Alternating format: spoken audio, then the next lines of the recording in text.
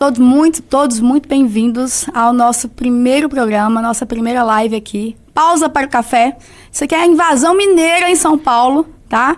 Chegamos aqui com tudo para poder fazer um programa toda quarta-feira, às 13h30, no canal oficial do MBL, para a gente poder trazer mais visibilidade para Minas, para os nossos porta-vozes, os nossos nomes de Minas. Então, assim, toda quarta-feira vocês vão me ver aqui, bonitinha, sentadinha, sempre trazendo um convidado especial, pra gente poder falar de muita coisa, não só de Minas, tá? A gente vai falar de coisas do Brasil também, mas tem que ter aquele temperinho mineiro, tem que ter aquele alho. Cara, Minas Gerais é o segundo estado mais populoso do Brasil. Tá chegando aí uma festa da democracia e vai ser importante ter essa população toda aí, entendeu? E aqui a gente tem os programas majoritariamente paulistas, porque o pessoal tá aqui no escritório em São Paulo, fica majoritariamente aqui, e acabava que Minas Gerais ficava um pouco apagado. Então acho que assim, é sensacional a ideia da gente ter agora um programa para vocês conhecerem os porta-vozes de Minas Gerais, tá? E é importante, inclusive, depois a gente vai colocar nossos perfis aí, sigam, tá? Pelo amor de Deus, no Instagram, todo mundo que aparecer nessa live aqui, porque a gente tá precisando ainda mais para ter esse bootstrap inicial e para daqui a alguns meses os porta-vozes lá de Minas estarem com redes sociais grandes, tá? Gente, a maioria aqui que sempre acompanha as lives do Renan, né, do Arthur, enfim, sabe que a Luana é uma vereadora nossa, lá da cidade de Chapada Gaúcha, uma cidade do interior de Minas Gerais. Temos dois vereadores eleitos em Minas Gerais pelo MBL, a Luana e o Russo. A Luana, ela está sendo perseguida politicamente na cidade dela, tá? É uma cidade muito pequena, com cerca de 12 mil habitantes. É aquela típica cidade de coronelismo. E, assim, bem resumidamente, a Luana, no ano passado, aprovou uma lei que proibia a administração pública de contratar homens que já tivessem sido condenados por crime contra mulheres. Crime de qualquer tipo, qualquer natureza. Sexual, assédio, enfim. Agressão. Essa lei passou. Ela e a Rayane, que é uma outra vereadora da cidade dela, que eu também tive a oportunidade de conhecer pessoalmente. Acontece que, na cidade de Chapada Gaúcha, um dos motoristas concursados da prefeitura, ele já havia sido condenado por importunação sexual e também tinha ali outras denúncias, até na própria prefeitura. A partir disso, a Luana começou a ser perseguida. A Luana e a Rayane começaram a ser perseguidas na cidade, tanto pelo prefeito, quanto por esse funcionário, quanto pelo presidente da Câmara da cidade. Então, assim, há 15 dias atrás, 3 semanas atrás, a Luana e a Rayane tiveram o processo de votação, de cassação do mandato delas impedido, tá? E, assim, rolou uma treta, uma história pra gente chegar nesse momento em que elas estão sendo cassadas de forma completamente arbitrária. Elas não foram cassadas. Acontece que a Luana casou no sábado. E olha só que picaretagem da cidade dela, do presidente da Câmara. Sabendo que a Luana se casaria no sábado, e obviamente ela entraria em licença, lua de mel, né? Enfim, viajaria na segunda. Na segunda-feira eles voltaram com a pauta da cassação dela. Então colocaram a denúncia para votação. A Luana acabou nem viajando na segunda, ela e a Luana participaram da sessão e foi aprovado, na votação foi aprovado a investigação, né?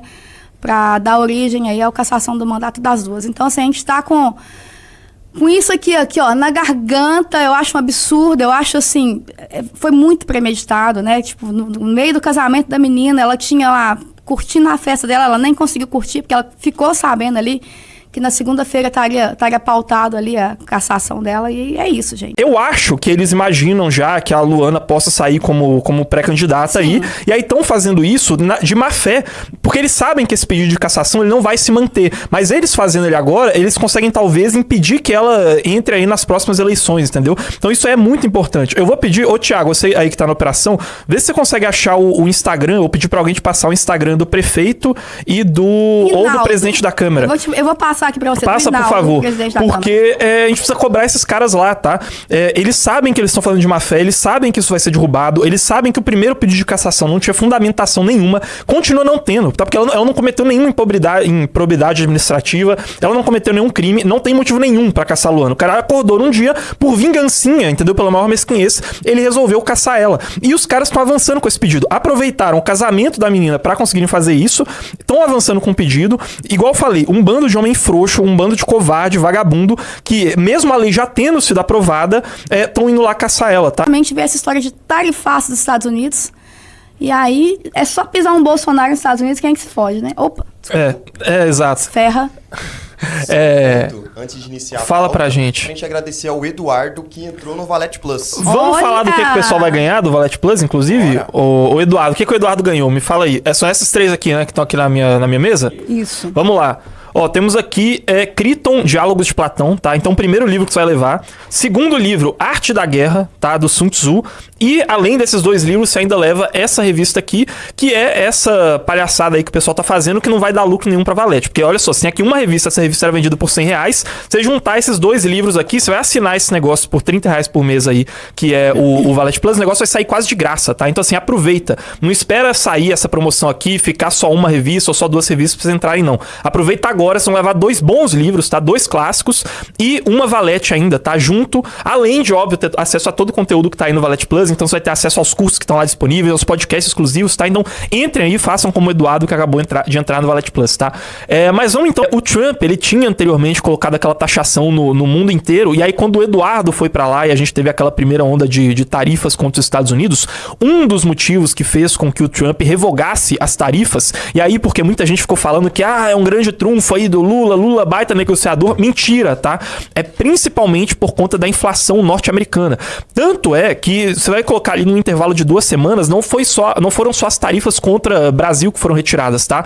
Coincidentemente, ao longo daquele mesmo período de tempo, foram retiradas tarifas contra a carne argentina, contra as bananas da Guatemala, contra o café da Colômbia, tá? Então, todas essas commodities exportadas pelos países latino-americanos que estavam impactando a inflação lá nos Estados Unidos, carne, café, suco de laranja, tudo isso teve as tarifas retiradas em conjunto, tá? Isso começou a pesar lá pro Trump, porque a inflação nos Estados Unidos ainda não arrefeceu.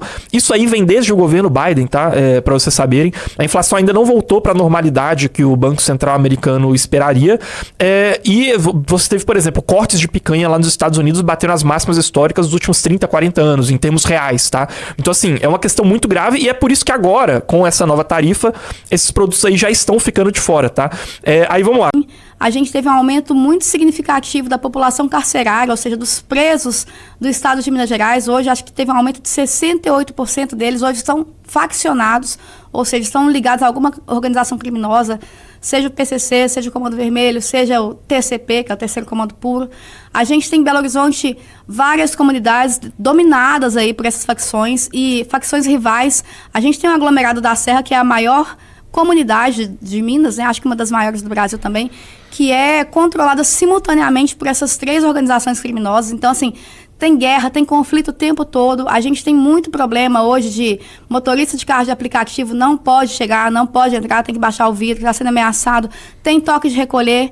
A região do Barreiro, que é a região onde eu moro, lá em BH, a gente teve recentemente, acho que no início do ano, teve 2 linhas de ônibus que teve o itinerário alterado para evitar a área de conflito, porque uma comunidade é dominada pelo Comando Vermelho, outra é dominada pelo TCP, que é o Terceiro Comando Puro, que são 2 facções criminosas do Rio de Janeiro. Eles são facções rivais no Rio de Janeiro, então eles trazem também essa rivalidade, levam, né, que hoje eu estou em São Paulo, levam lá para Belo Horizonte, para Minas Gerais, essa rivalidade. Então, assim, é chumbo trocado o tempo todo, a população tá no meio disso tudo. Mas é isso, assim, existe essa ideia retardada de que o morador de rua ele tem uma grande subjetividade dentro de si, o cracudo tem uma grande subjetividade artística, e que se você internar compulsoriamente o cracudo, você tá de alguma forma subjulgando ele, né? Sendo que assim, pelo amor de Deus, todo mundo sabe que o sujeito que ele tá usando o crack, não adianta você gastar 1.000 ou 2.000 ou 3.000 reais com ele, se você der isso na mão dele, ele vai gastar os 3.000 reais em crack, tá?